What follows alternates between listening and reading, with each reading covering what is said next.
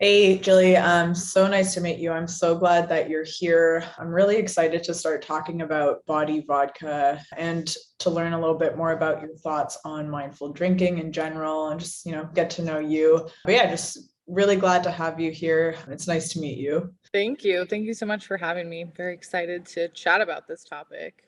Okay, so Jilly, tell me, what is body vodka? So, Body is a lower proof vodka. It's 25% less alcohol. So, it's 60 proof instead of 80 proof, 30% alcohol instead of 40%. So, it still is, a stronger percentage of alcohol compared to like a wine or a canned beverage. But the whole idea around it was to just create a lower proof spirit option so people could, make the same drinks that they're used to making and, enjoy that martini with a little bit less alcohol. So we're really all about like enjoying your night, extended fun, that type of thing. But I do want to say that it is definitely, 30% alcohol. So we are still, considered a vodka, a spirit. So I just wanted to make that clear as we dive into this conversation. Thank you so much for sharing that. I know the first thing I thought of was whenever I'm out and my friends want to do a shot, I can never handle it. Yeah. So there's an opportunity Yeah. for me to participate now. I was gonna say there's also a if that is where your night is headed, it's just a little bit less alcohol, but it can get you there, or you can have a drink and that's it, right? So it's however you personally want to enjoy. Right, of course. It seems like you've lived many lives. From what I can see, you've got a little bit of a comedy background, you've got DJ background, is that right? Did I find that Yeah. correctly? How did you fall into the now low alcohol volume vodka space? Like what made you want to start Body? Yeah, so I feel like my whole career has kind of been based on, finding things and like cultural or different movements that I've kind of been interested in. First it was DJing over like maybe 11, 12 years ago and kind of started out posting jokes on Instagram in 2012. So that was a long time ago as well. I had a podcast, kind of always been in like the creative space, a lot of making content. And maybe about a year and a half ago, or 2 years ago, wanted to really step back from content and was, thinking about what I wanted to do next and just had this idea to create a lower proof vodka. I'm a super social person, go out all the time, even back in the day when I was DJing, probably went out a little bit too much. And I'm also a very big lightweight, but I do like to have one or two drinks. I like to try martinis, try different cocktails, and I always felt that everything like hit me very quickly. So that was something that I've always been, aware of throughout my whole entire life participating in drinking. So that kind of also led to wanting to just create something in the market that I'd be interested in as well. And I, through the research, realized that a lot more people would be interested in a product like this too. Yes, that makes so much sense. So, why would somebody choose a low alcohol vodka rather than the standard choice? And are there different benefits, maybe?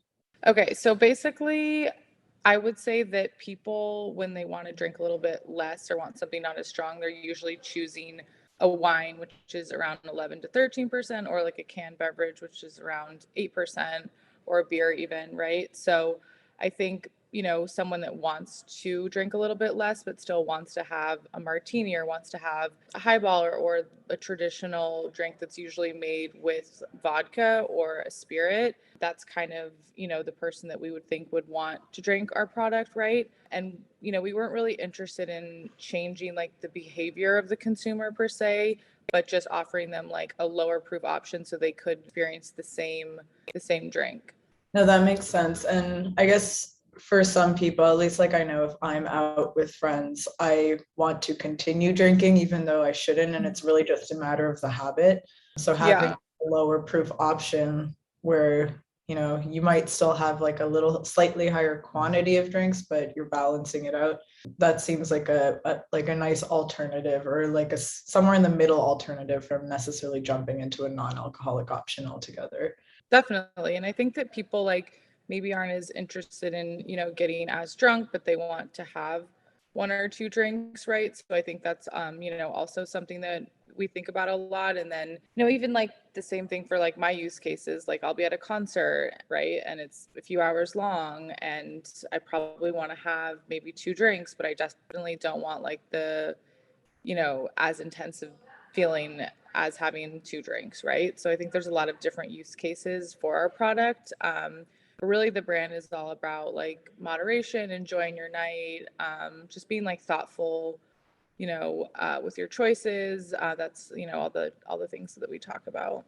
And that's a great segue into my next question, which is how do you think body fits into this larger mindful drinking movement, or even in some ways the sober curious movement? Well, we still are 30% alcohol, right? So it's 25% less alcohol than normal vodka. So I do also want to state that, right? Like we are not as low as a wine or a canned beverage, but we are definitely lower than your traditional spirit. In terms of like fitting into people who are lifestyle who are interested in drinking less, I think it's just what I said earlier, kind of about being able to like have the same behavior, but just with less alcohol. And then also, I think, the taste is, in my opinion, better. It's just not as strong. And, we were able to create like a really great mouthfeel with the product and it really tastes full. So you kind of can have that same experience that you would have with a normal traditional drink. No, totally. Maybe you can share some of your favorite things that you like to do in order to stay a little bit more mindful with your drinking, aside from tracking with Sunnyside, of course. Maybe you can share with some of our viewers. Definitely. I think the first thing when I started actually drinking less was really just listening to myself and what I wanted. I think a lot of times for me personally, I would go out with friends and if they were drinking, I would always drink, right? It was hard for me to kind of be like, I'm not drinking. It just felt like such a large statement, right? Whereas, if I don't want to drink, I shouldn't drink. I shouldn't just be drinking because there's alcohol on the table. So I think kind of making that conscious decision to consume alcohol when I wanted to versus when it was just there. I think that was like the first step. But really, I think it's like staying true to like what you want and who you are and kind of approaching it the same way you would with food, right? Like a lot of times people have certain like dietary restrictions or, they want to eat a certain way or you're vegan or whatever it is and you stick to that. I think that same thing can be applied to drinking, right? I think every body is completely different in terms of like what type of alcohol is better for you, right? I don't think that like, at least for me, like I stick to hard spirits because I have autoimmune disease and there's a lot of histamine in wine and some other products. So I kind of try to, focus on drinking things that have the least amount of that and when I am going to drink. So I think it's like everybody's different. So really trying to figure out what you feel the best, even the next day, like if you have, XYZ, how is that going to impact the rest of your life? So I think kind of just approaching it the same way you would approach food. But I think a lot of people have more of a like fuck it mentality when it comes to drinking, like, oh, I'm just going to have like a few drinks, whatever. So I think just kind of just staying true to like, what you want, who you are, what makes you happy, how you can live like the most best fulfilled, productive life that you want to live, and then figure out within that when you have fun, like what makes you happy. Kind of a long answer to but I've thought about this a lot. But it's good that you thought about this a lot because then my next question might come to you a little bit easier, which is for somebody who's trying to be more mindful, what are like maybe one or let's say 2 to 3 steps that they can take or a couple tips that you would share with them on how they can take action towards mindfulness overall with their drinking? I would say, what I did, I think the first, when I was trying to take a step back from drinking as much was just not drinking, honestly, in one social setting that I would normally have drink in and kind of experiencing that without having liquid courage or without having like, a few drinks and just seeing how I felt, like, the reasons that I would have wanted to drink. I don't know, kind of just questioning it, right? And just figuring out a little like existential thoughts on like, your social behavior, and then kind of from there figuring out like what the right plan is for you. It's really the same thing with food. It's like we all know what upsets our stomachs or like, if maybe we eat too much of XYZ, the next day is not going to be as great. So I think just kind of, thinking about it like that is really a smart way to go about it. And when you started doing that, because you said that you took a little bit of a break from drinking, at kind of the point where you realized, you know what, I don't know if sobriety is necessarily the right step for me. How did that kind of change in mentality shift a little bit? Yeah. So I think when I was DJing, I was like partying a lot. I think if you, working in nightlife or working at night, usually comes with like the territory. So I think like I realized that had been making me pretty like depressed, drinking every night and over drinking. So I really took a step back after that. And I think that's when I really tried to, figure out my whole entire health, food wise, everything wise, exercise. I think exercise is really important, whether it's just walking or yoga or whatever you want to do, but just like really trying to like maintain a healthy lifestyle. And I think a lot of that comes with, lowering your alcohol intake. Yeah, no, for sure. Keeping track of what you're doing, just being generally more aware of what you're consuming is always like a great way to figure out where you Definitely. sit.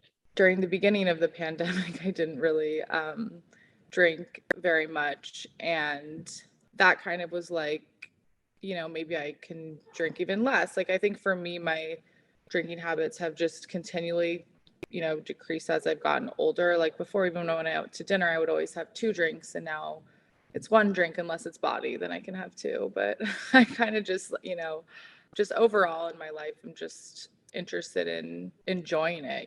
I think that's really the number one thing, not feeling bad the next day, but there's a lot of great also alcohol alternatives that I love too. So there's a lot of options out there, which is nice.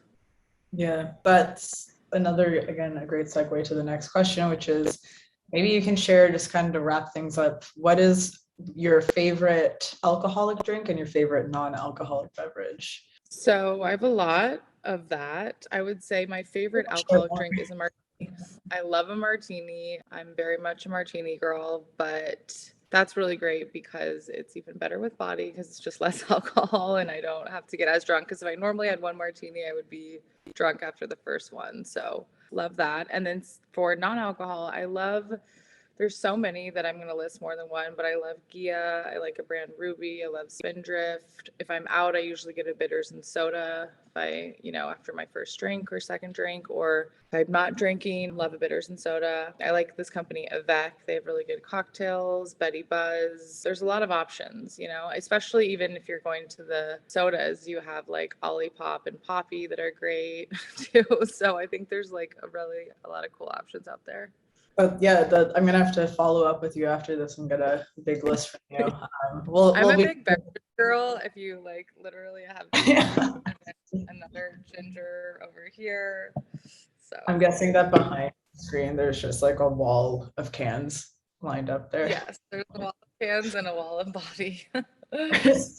Well, thanks so much for taking the time to chat with us. I don't know if you have any final words of wisdom or any thoughts that you want to share with our viewers. You can also just say no. I think that's it. I'm trying to think if there's anything else. No, I think that's it. Yeah, we'll be sharing some of your content, some links to where people can get body, as well as other non-alcoholic brands. Okay. Yeah.